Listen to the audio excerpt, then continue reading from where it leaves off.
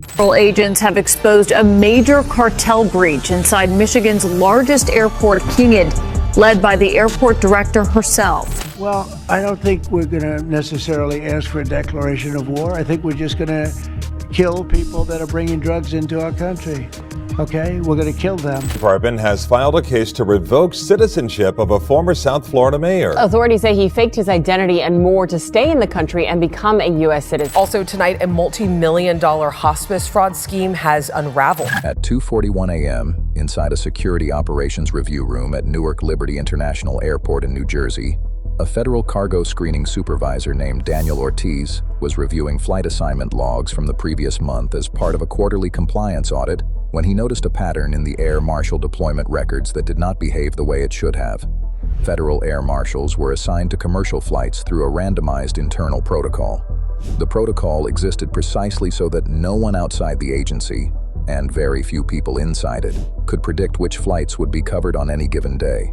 Random assignment was the entire point. It was the architectural foundation of the program. Daniel had spent 11 years at Newark in federal security coordination roles. He understood the protocol. He understood what random assignment looked like in the data over time. Across thousands of flights, the deployment pattern should produce a statistically even distribution. The data in front of him did not. A specific category of flights was being covered at significantly lower rates than the protocol should have produced. International cargo and passenger combination flights, the kind that carried both commercial passengers and high-value cargo in the lower hold, originating from 3 specific gates at Newark and 1 at JFK, on certain days of the week, on certain carrier routes. The undercoverage was not subtle once Daniel mapped it. Across a 6-month window, those specific flights had received air marshal coverage at less than 1/4 the rate the randomized protocol should have produced. The same flights, on the same days, on the same routes, week after week. Someone was steering the randomization. Daniel did not have authority to investigate the deployment system itself. That authority sat with the Office of the Director of the Federal Air Marshal Service. But he had authority to file a compliance discrepancy report. He filed one at 5:22 a.m. By 9:15 a.m., the report had been escalated through TSA internal compliance channels and forwarded to the Department of Homeland Security Office of Inspector General.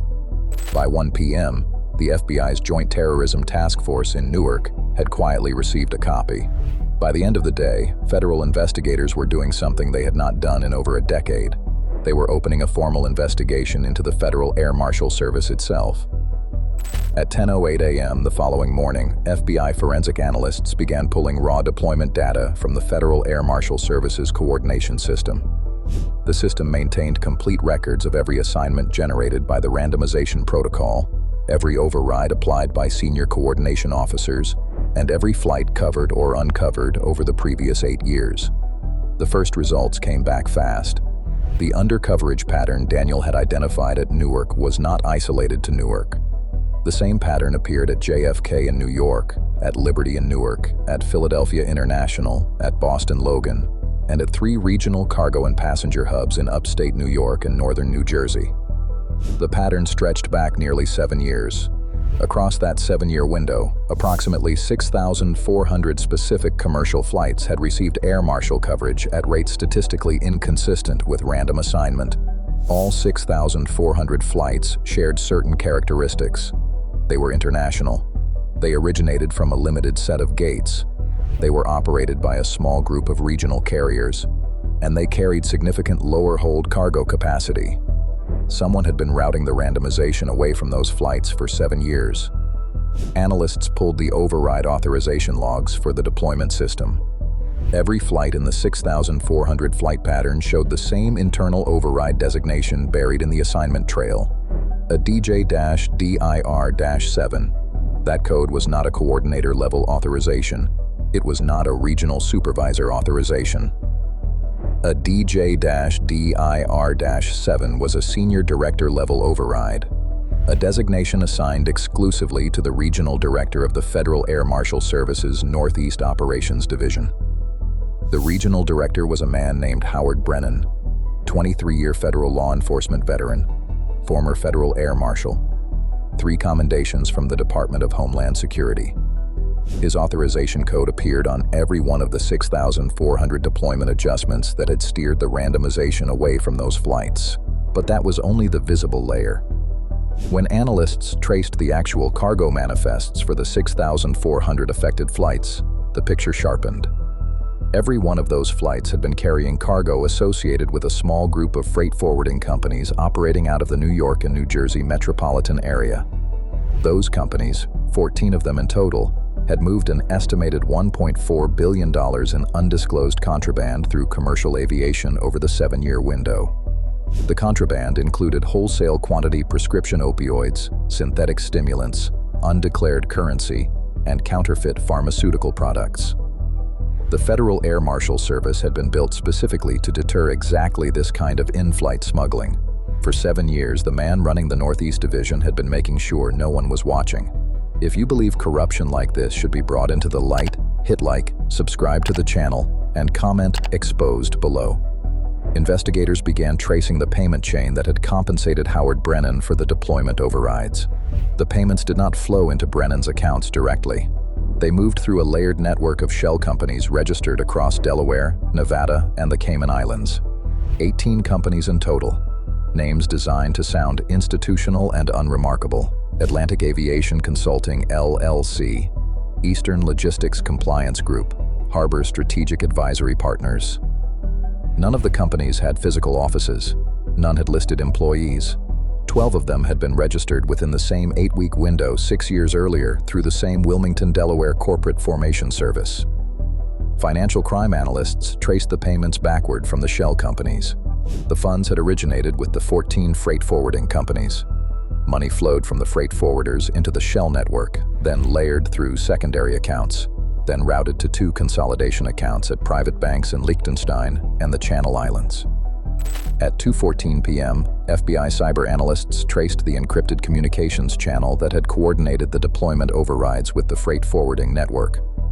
The channel had been routed through a private server registered to a regulatory consulting firm called Continental Compliance Strategies, LLC, operating out of a commercial office in Hoboken, New Jersey.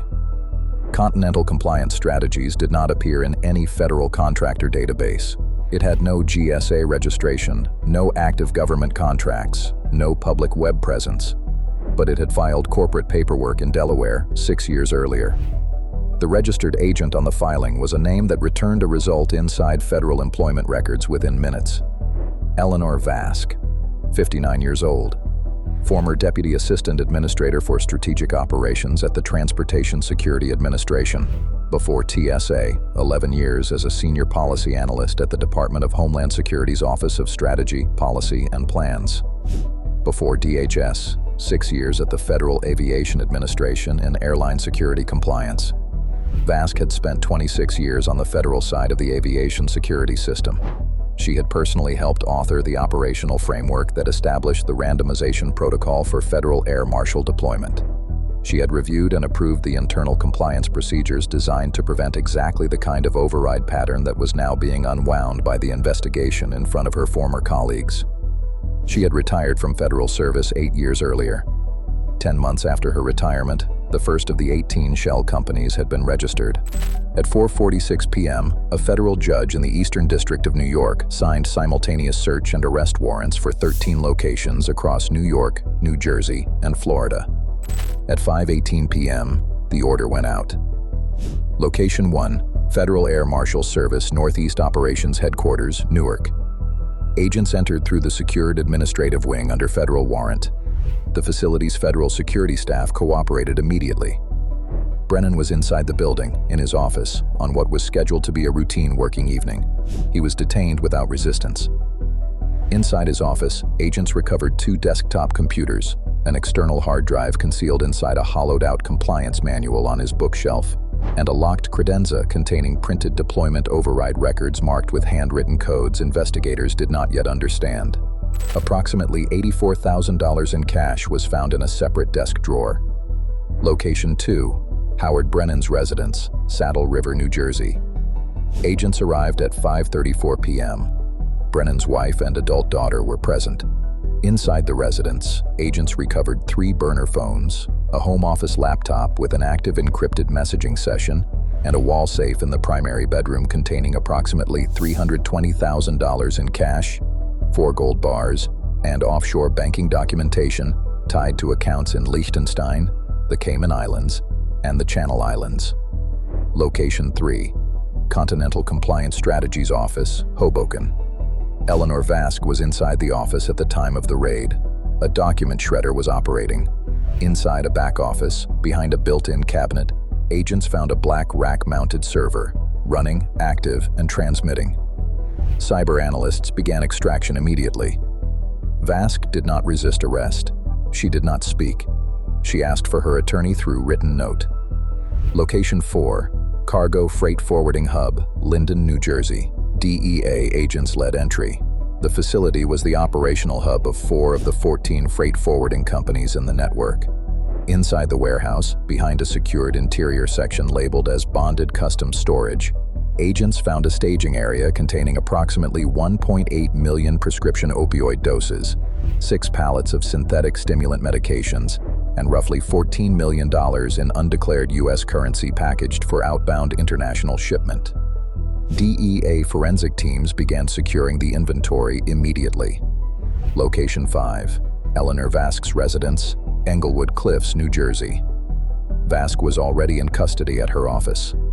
Inside the residence, agents found a home office server concealed inside a built-in cabinet in a private library, backup drives spanning the full 7 years of the operation, a wall safe containing approximately $510,000 in cash, and a hidden floor compartment containing 5 foreign passports, 4 in different names, along with detailed personal financial records of the offshore accounts. Locations 6 through 13. 8 additional locations, including the Sarasota Condominium, the Long Branch Yacht Marina, the registered offices of 6 shell companies in Wilmington, Delaware, and 2 private residences belonging to operational coordinators identified inside the freight forwarding network. At 11:32 p.m., analysts completed their first full pass through the recovered server data from the Hoboken office. The operation had a name inside the archive, the Quiet Sky file, a reference, according to one message in the archive, to the absence of coverage on the affected routes. The Quiet Sky file contained the complete operational architecture of the protection ring, a 7-year deployment override schedule keyed to specific freight forwarder shipping calendars, a routing chart linking every override authorization to specific cargo manifests, a corporate ownership map of all 18 shell companies and their offshore consolidation accounts, the real estate beneficial ownership chart for the U.S. assets purchased through the laundered proceeds. By 1:14 a.m., 32 individuals were in federal custody. 2 senior deputy coordinators inside the Federal Air Marshal Service Northeast Operations Division. The detail that stayed with investigators after the arrests was not the scale of the contraband. It was the trust the system had been built to maintain.